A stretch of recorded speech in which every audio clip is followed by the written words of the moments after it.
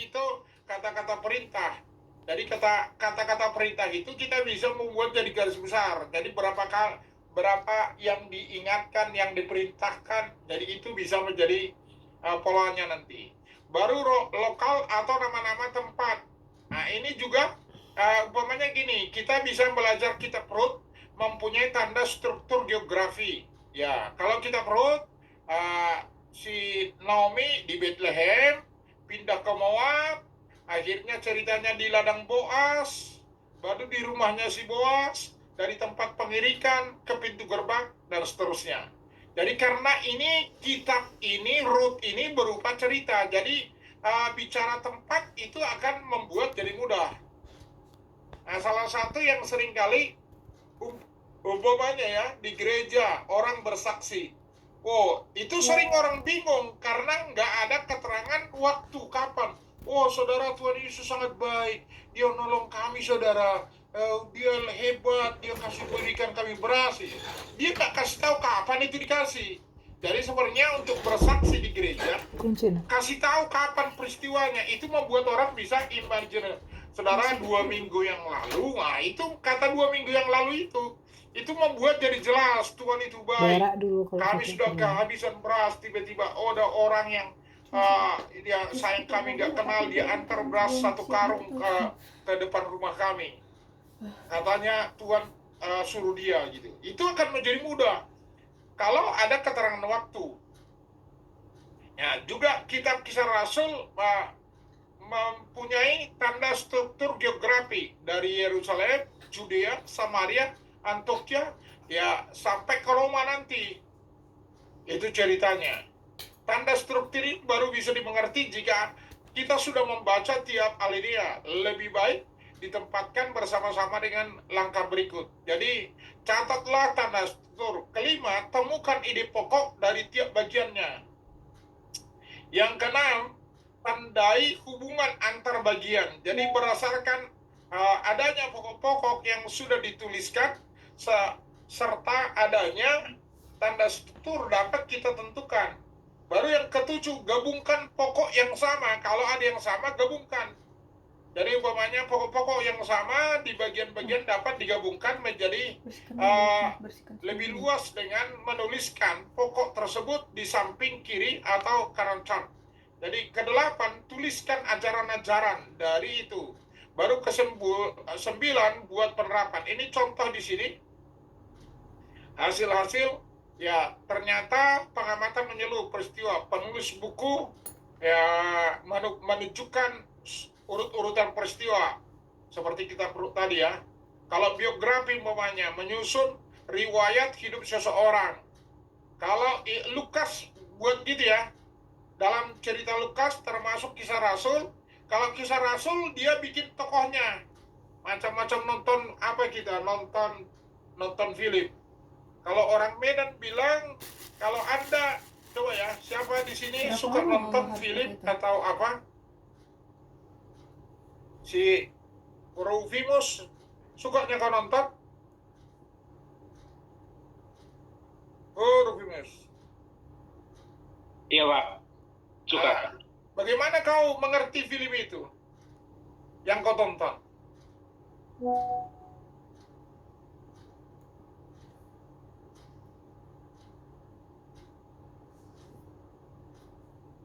Nampaknya memahami alur ceritanya, Pak. Alur itu kau dapat dari mana? Kan seiring berjalannya itu film yang ditonton kan dia Ibu Nomi suka nonton film nggak? Suka juga ini nampaknya mukanya itu menanjakan ini. Ya, Pak nonton India katanya, Pak. Nonton India. Dia suka nonton India ya? Gimana caranya supaya mudah mengerti cerita film itu? Kejadian, peristiwa, tempat. Kan di alur cerita itu kan biasanya kan opening, latar belakangnya dulu apa, kejadiannya apa. pembahasannya, penyelesaiannya. Enggak, Anda harus tahu siapa tokohnya. Oh, aktornya. Kalau aktor, kalau orang Medan bilang apanya itu? Orang Medan bilang itu ya. Anak mudanya, Pak, anak Anak mudanya. mudanya. Kalau Anda nggak tahu anak mudanya, bingung kau film itu dari mana mau kemana. Baru ya antagonisnya si anak muda yang menjadi apanya. Ya kalau udah tahu gitu ya sudah tahu ceritanya. Lihat aja kemana anak mudanya berjalan, itulah ceritanya. Nah, jadi di dalam Alkitab juga, kitab Kejadian begitu ya. Jadi Anda, coba ceritakan kitab Kejadian sama saya berdasarkan tokohnya gitu. Ya. Kan mudah. Anda kan katakan dari pasal 1 sampai pasal 3, pasal ya sesuai namanya aja kita bikin ya. Namanya Kejadian. Pasal 1 dan pasal 2 kejadiannya apa itu? Langit dan bumi dan serta isinya. Pasal 3 kejadiannya dosa. Pasal 4 kejadiannya pembunuhan. Pasal 5 kejadiannya apa itu? Silsilah. Pasal 6 dosa memuncak, baru ganti kejadiannya nanti menara Babel, kejadiannya air bah, kejadiannya sampai keluarga Abraham, pasal 12, pasal 12, 13, 14, 15, baru nanti Ishak, baru sesudah Ishak, anaknya Ishak siapa? Yakob Cabut lah. dulu nak, kayaknya udah Anaknya full. Yakob, baru nanti 20 pasal terakhir itu dari 50 sampai kurang 20 dari 50 itu tokohnya siapa itu? Namanya Yusuf.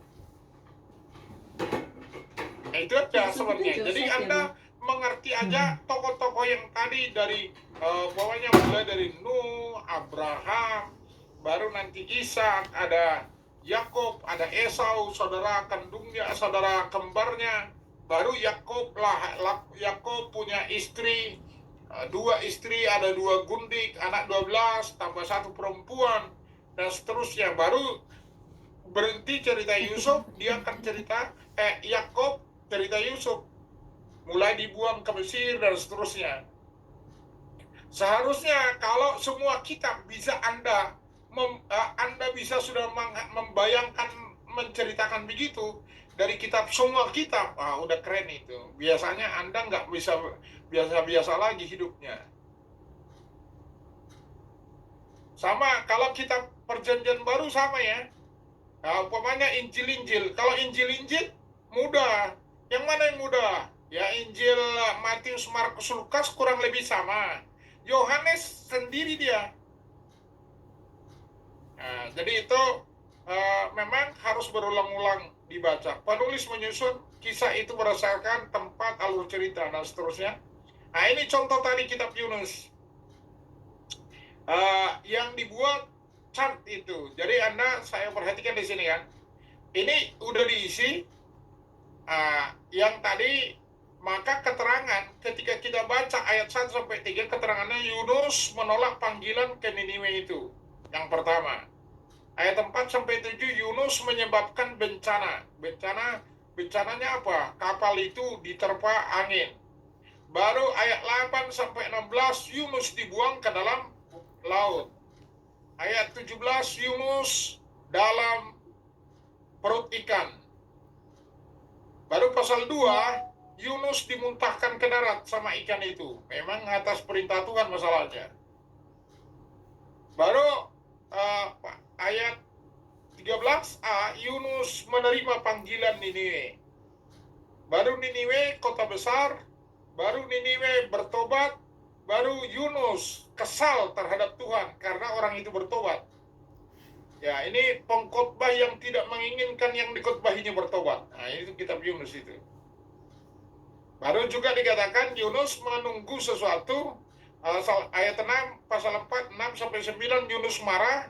Baru pasal ayat 10, 11 Allah mengasihi Niniwe.